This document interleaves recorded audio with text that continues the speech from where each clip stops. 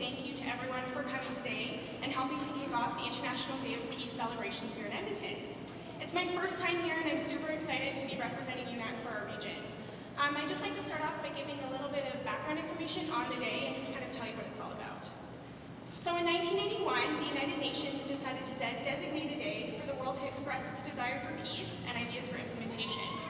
Originally, it was celebrated on the opening day of the General Assembly, but since 2002, it's been celebrated on September 21st. I believe I speak for everyone involved when I say I'm very excited for all the organizations to be here today to teach us a little bit about what they do. Through various objectives, the United Nations has helped promote peace through the reduction of wars over the past 30 years, lessening the number of child mortalities with the help of vaccines, and increasing the number of women in parliaments across the world. Even with these and many other accomplishments, however, there are always those who criticize the United Nations and say they are not doing enough or they are not doing it properly. But despite the many perspectives on the success of this organization, what we can say today is there has not been a nuclear war. There has not been a third world war, and diplomacy between nations has been ever increasing. In my eyes, this is something to be celebrated. Every day there are advancements being made by people like those of you here today who make peace a priority in their lives. You are the grassroots movement making sure these ideas for peace are implemented and kept up for future generations. So on that note comes the theme for this year's International Day of Peace, sustainability. Reflecting the Rio Plus 20 conference held in Brazil this past June, the mission for our global community this year is to build a sustainable peace in order to develop a world that can carry the potential of its citizens to their peak. Ban Ki-moon, the Secretary General of the UN, spoke at the University of Sydney saying, the sustainable agenda is the agenda of the 21st century. That is going to be the top priority of the United Nations.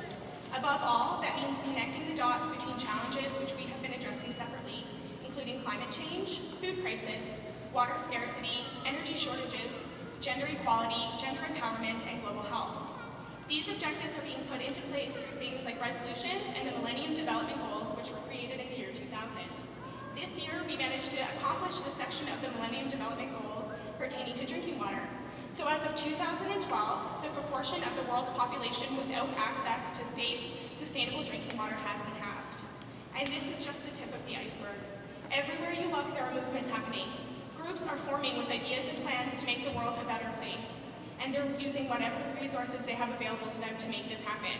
That's what Peace Day is all about. So although the UN is the global model for peace and good relations, it's only as strong as you make it. The UN can have the means to find peace in this world. All it needs is for willing individuals to take a chance on its fate and hit the ground running. We are not perfect, and we never will be, but we should not ignore these weaknesses. We should be ever improving and building upon the accomplishments we have made and continue to grow. Everyone here today is helping to do this, just by taking some time out of your very busy schedules to come here and not only learn a little, but teach a little. Please, I encourage all of you to mingle and visit all the amazing booths that are present here today and get talking about what peace means to you. But more importantly, keep that conversation going long after you leave here today. Thank you very much.